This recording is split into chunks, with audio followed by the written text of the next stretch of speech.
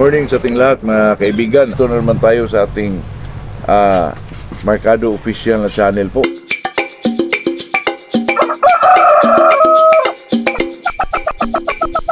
Bago tayo mag-umpisa mga kaibigan ay shout out muna tayo kay Rodel Midildia, Joey King, Bicol, Junmar Sungkog, Pigkawayan, North Cotabato, Gerald Lanrito, Anthony Espinilla, Rumblon, Jubin Kilantang, Melrose Place, Hilmar Padilla, Arlinda Suyat.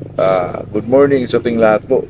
Itong pag-usapan natin mga kaibigan, itong mag-inject ka sa manok, kailangan ba talaga paliguan sila? At saka kung sa pre-conditioning mga kaibigan, ilang bisis ba talaga tayo magpaligo po sa mga ganyan mga kaibigan? Sa akin po, sa akin na ito mga kaibigan, pag ako mag-inject mga kaibigan, talagang magpaligo po ako mga kaibigan. Pero nakasanayan ko yung mag-inject ngayon sa gabi, tapos kinabukasan paligo. Lalo na mga kaibigan pag medyo mahaba-haba yung conditioning mo, maabot ay isang buwan kalahati, maganda yung ganun kasi para makontrol yung init ng katawan ng isang manok po. At saka ako naman mga kaibigan, sa pre-con, mag-pre-con tayo. Ang iba mag-pre-con every 15 days po mag-inject. So okay din naman yung mga kaibigan, yung weekly. Depende na lang sa inyo, bigyan yung puwin 3, puwin 2. Pwede naman mag-inject ka ngayon, hindi mo paliguan. Sa sunod na inject, doon ka lang magpaligo. Depende kasi yun sa obserbasyon mga kaibigan. Pag nakita mo masyado mainit ang panahon, nag-inject ka kagabi, di siyempre paliguan mo. Pag medyo maulan, mahangin, di huwag mong paliguan. Di ba? Depende na yun sa'yo, depende sa obserbasyon ng mga kaibigan. Pag nag-inject kagabi, kinabukasan, medyo makulimlim yung araw, tapos malamig ang panahon, di huwag mong paliguan. Sa next na inject mo na lang paliguan, kasi ang manok mga kaibigan, sa palagi kong sinasabi mga kaibigan, na pag ang manok ay makuha mo lang yung desired na pangangailangan nila, na komportable talaga sila, depende sa pag-obserba mo kaibigan, lalo na itong mag-inject ka. Ako, napakagandang usapan itong mga kaibigan, na talaga mag-obserba ka, kasi kung sundin mo lang yung iba nga kada inject mo, magpaligo ka talaga. Kahit maulan, magpaligo ka pa rin kasi sinusunod mo yung nag-inject ka. Hindi mga kaibigan, depende kasi yun sa sa sitwasyon, sa panahon, at saka obserbasyon mo sa manok po kung anong talagang nafe-feel nila, kasi hindi naman magsalita yung manok mga kaibigan. Kailangan mo talagang tutukan sila po, lalo na sa conditioning. Sa akin mga kaibigan, mas maganda yung magpaligo ka talaga kada inject po, para hindi masyado mainit yung katawan ng isang manok. Kung nagdipindi kasi yun sa panahon, sa sitwasyon.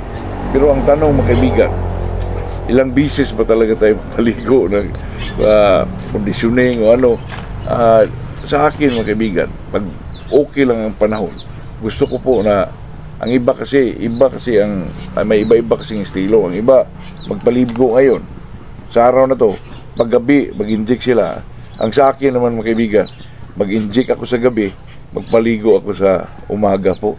Yun ang nakasanayan ko, kaya mahirap na baguhin yun. Pero sa akin naman mga kaibigan, yung na-try ko naman yung magpaligo ngayon tapos sa gabi mag-inject, pwede naman yung kaibigan. Pero kung depende lang kasi sa obserbasyon mo yun. So sa akin, gusto ko po yung magpaligo sa kinaumagahan, kasi pag nila, tuyo na sila, parang priskong-prisko po sila mga kaibigan. Parang kung sakasakaling yung dosage sa injectable o mga vitamins yung binibigay mo, parang makontrol yun mga kaibigan, lalo na pag maligo sila, parang maprisko sila po. Kaya yun ang sa akin lang yun mga kaibigan. Kaya sa akin, depende na lang sa inyo kung saan komportable ang manok sa tingin nyo po. Kasi kung palagi naman kayo nagpaligo, pero sa akin, depende kasi sa panahon. Sa sinasabi ko earlier ago na magpaligo ka pag maganda panahon. Mas maganda yung magpaligo talaga kung mag-inject ka. Sa akin, yun lang yun, kaibigan. Ang tanong naman, kaibigan, sa 3 days before the fight, paliguan pa ba ang manok? Mas maganda, kaibigan, magpaligo ka talaga, lalo na sa 3 days. Sa akin dyan, kaibigan, iba din. Pag 3 days na, magpaligo ako una, tapos sa gabi inject. Yun, pag 3 days before the fight na po, mas maganda yung ganun mga kaibigan. para maramdaman niya yung init ng kanyang katawan po. Kasi pero pag hindi sa 3 days for the fight, mga kaibigan, pwede naman yung inject kasi gabi, ligo sa umaga. Pero pag ako, sa akin, mga kaibigan, pagdating na ng 3 days for the fight po, minsan naman, magpa-inject ako sa gabi, tapos paligo sa umaga. Pero sa akin talaga, na kasanayan ko rin, na pagdating ng 3 days for the fight, magpaligo ako muna, magpaligo muna ako sa araw na yan. Tapos sa gabi, ang inject po. Kaya, yun lang, mga kaibigan. Yun lang ang pinaka-importanting po, kasi ang paligo naman, mga kaibigan, sa tingin ko ay napakaganda yung magpaligo ka kasi maprisko yung isang manok. Maliban na sa kung sa mga kuto lang hanip, mga kaibigan, talaga nawala na yun kasi sa pre-con pa lang, sa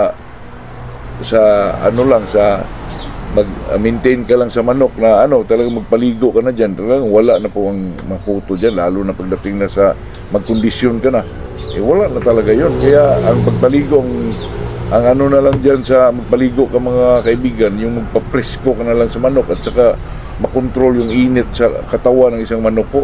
Yun na lang siguro ang pinaka dyan. At saka yung iba ay para din mawala yung mga kuto. Pero sa akin, wala na yung mga kuto, hanip, mga kaibigan, kasi ilang beses ka nang magpaligo pagdating na ng conditioning po. Kaya sa atin dyan, siguro pampapresko na lang, pagpakontrol sa init ng katawan ng isang manok.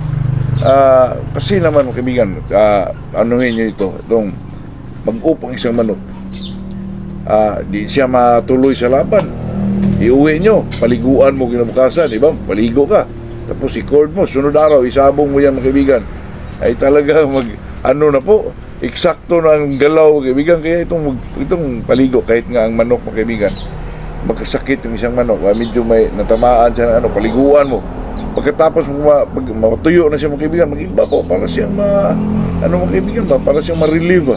Kaya iba itong magpaligo, mga kaibigan. Kaya sa akin, magpaligo lang talaga tayo, conditioning, yung mapresko lang, at saka makontrol yung init ng katawan ng isang manok po. At saka napakaganda kung magpaligo ka, kasi ang magpaligo talaga, mga kaibigan, ay maliban na sa gumanda yung mga balahibo niya, pati utak ng manok, mga kaibigan, ay talagang malinaw na ang kanilang mga, kung may yung mga iniisip nila, ay talagang napakaganda kung presko ang isang manok. Kaya yun lang, mga kaibigan. Sa atin dyan naman ay talagang depende lang talaga sa obserba, mga kaibigan. Common sense, yun lang po. Ito lang ang di naman ito tip, ito'y usapang magmamanok, at saka ito'y ginagawa lang natin dito, hindi tayo nagtuturo. Sa atin ay usapan lang. Pwede ko naman kayo mag-comment kung sa tingin nyo mali ako, para naman maibago natin yung mga ating estilo na ginagawa sa ating manukan po. Kaya good morning sa ating lahat, mga kaibigan.